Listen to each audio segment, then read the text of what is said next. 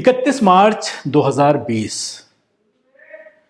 की सुबह से ही आपने देखा होगा टीवी चैनल्स पर निजामुद्दीन का मामला अचानक सुर्खियों में आ गया और उसके बाद लगातार तबलीगी जमात को लेकर खासतौर से बीजेपी शासित राज्यों में और दिल्ली में जिस तरह से अरविंद केजरीवाल के जरिए तबलीगी जमात के लोगों को जलील करके मुसलमानों को देश के जलील करने की कोशिश की और उसके नाम पर हिंदू मुसलमानों में जिस तरह से बांटने की कोशिश की, उसके नताइज अब जिस तरह के सामने आ रहे हैं। दिल्ली के अंदर हर कॉलोनी में यह देखने में आ रहा है कि सब्जी वालों को उनका आधार कार्ड देख करके कॉलोनी के गेट में एंटर होने की परमिशन दी जा रही है।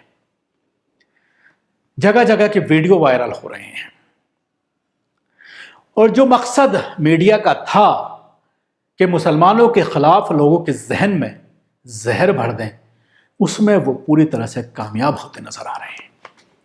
कुछ चीजें मैं आपके सामने रखना चाहूंगा फैक्ट के साथ, सबूतों के साथ, कि किस तरह से मरकज को इस्तेमाल किया गया, मरकज के खिलाफ बाकायदा साजिश रची गई और उसमें अरविंद केजरीवाल, दिल्ली सरकार, अमित शाह और केंद्र सरकार पूरी तरह से मिली भगत के जरिए इस साजिश को रचा गया ताकि इसका फायदा उठाया जा सके, हिंदू मुसलमान की राजनीति की जा सके और मुसलमानों के खिलाफ जो एक साजिश है वो की जा सके।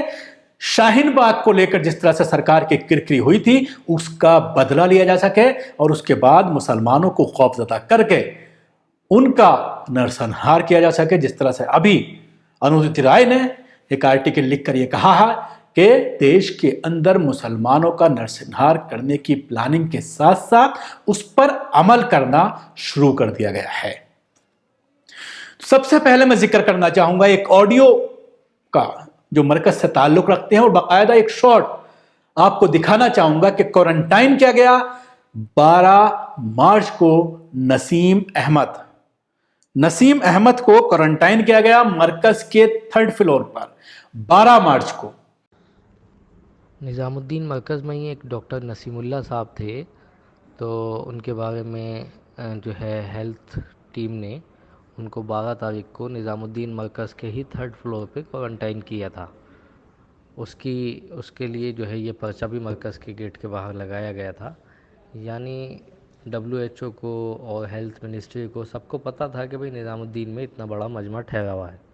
आप इसमें देख सकते हैं जब क्वारंटाइन किया जाता है तो एक स्टिकर लगा दिया जाता है दरवाजे पर कि इनको क्वारंटाइन किया गया है ताकि तो कोई अंदर ना जाए, सिर्फ उनको खाना वगैरह पहुंचाया जा सके, वो भी दूर से उनको खाना दिया जा सके, कोई उनके संपर्क में ना आ पाए। और उसके बाद जिस तरह से चीजें सामने आई, बयानात सामने आए कि हमने बाकायदा बताया बार बार सरकार को, दिल्ली सरकार को, SDM को, DM को, ACP को और SHO को निजामुद्दीन के कि हमारे यहाँ पर इतने लोग हैं जिसमें विदेशी हैं, हम उनको निकालना चाहते हैं, लेकिन उस पर कोई ध्यान नहीं दिया गया। अरविंद केजरीवाल ने 31 तारीख को ही LG को लिखा कि मरकज के खिलाफ FIR दर्ज की जाए, लेकिन अपने PC में यह भी कहा कि अगर इसमें कोई अधिकारी हमारा जो है संलिप्त पाया जाता है, उसके ऊपर कुछ साबित होता है कि उसने लापरवाही बरती तो उसके खिलाफ भी मामला दर्ज किया जाएगा, उसको भी सस्पेंड किया जाएगा, विभागीय कार्रवाई की जाएगी। लेकिन आज 20 दिन गुजर जाने के बावजूद अरविंद केजरीवाल के जरिए कोई भी FIR दर्ज नहीं की गई, उनको सस्पेंड नहीं किया गया, कोई कार्रवाई नहीं की गई। और जिस तरह से अरविंद केजरीवाल के जरिए रोजाना ब्रीफिंग में तबलीग जमात का अलग से आंकड़ा बयान किया गया।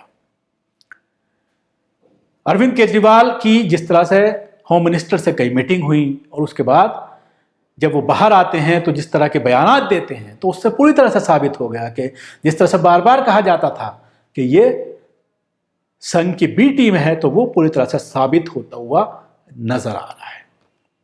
अब बात करते हैं मीडिया की। जिस तरह से बार बार ऐसी चीज़ें सामने आई कि फला जगह इतने पकड़े गए, तबलीग जमात के फला जगह इतनी पकड़े गए, और उसके बाद पुलिस ऑफिसर आए, खुद बीजेपी शासित राज्यों के बहुत सारे पुलिस ऑफिसर्स आए और उन्होंने कहा कि ये बात गलत है, तबलीग जमात से उससे कोई ताल्लुक नहीं है।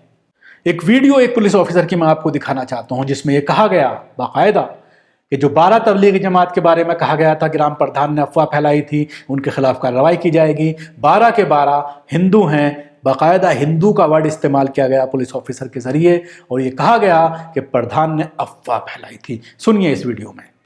सैनिक के ग्राम मानिकपुर सैयद राजेपुर, इसमें यह सूचना मिली थी कि 12 लोग तबलीगी जमात के हैं, और जब इसकी जांच की गई तो यह पाया गया कि ग्राम प्रधान द्वारा भ्रामक और असत्य सूचना दी गई है, और 12 श्रमिक आए थे जो हिंदू थे और स्थानीय स्कूल में क्वारंटाइन किए गए थे। इस फर्जी सूचना देने के आरोप में स्थानीय ग्राम प्रधान के विरुद्ध मुकदमा पंजीकृत करके आवश्यक कार्रवाई की जा रही है। आपको याद होगा कि दूसरे या तीसरे दिन 31 तारीख के बाद गाजियाबाद में जमातियों को जहां पर क्वारंटाइन किया गया था सरकारी अस्पताल के अंदर, तो एक मामला सामने आया था कि नर्सों के सामने तबलीग जमात के लोग नंगे घूम रहे थे। उसका भी एक वीडियो सामने आया है। तबलीग जमात के लोग के नाम पर जिस तरह से बदनाम किया गया, जिस तरह से दूसरी वीडियो को यह बताया गया कि तबलीग जमात के हैं, आप इस वीडियो में भी आप सुन सकते हैं कि कौन लोग थे। बाकायदा वो ये कह रहे हैं, हंस रहे हैं कि हमें तबलीग जमात का बताया गया और हमारा नाम ये है, हम हिंदू हैं, हम दिल्ली से ज़रूर आए हैं लेकिन हम तबलीग जमात के नहीं हैं।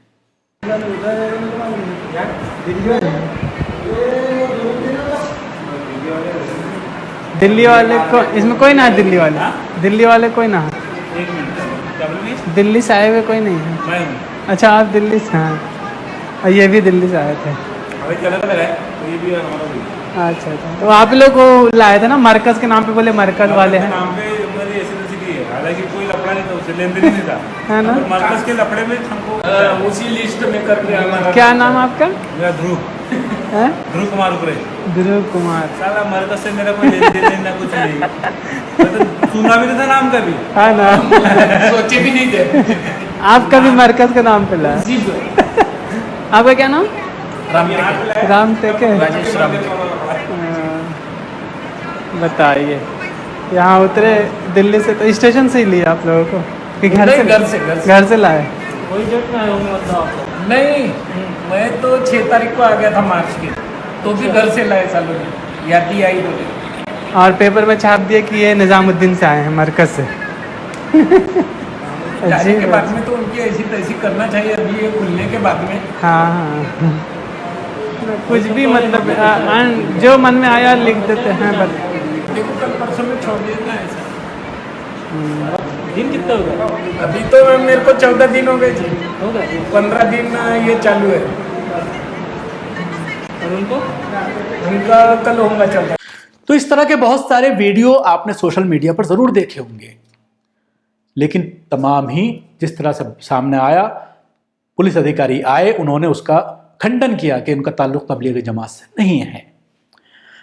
उत्तर प्रदेश में ज़्यादातर जो टेस्ट किए जा रहे हैं वो मुस्लिम इलाकों में किए जा रहे हैं, तबलीगी जमात के लोगों के किए जा रहे हैं, और उसके बाद आंकड़ा जब सामने आता है तो ये बताया जाता है कि 60% से भी ज़्यादा तबलीगी जमात से ताल्लुक़ रखने वाले लोग हैं।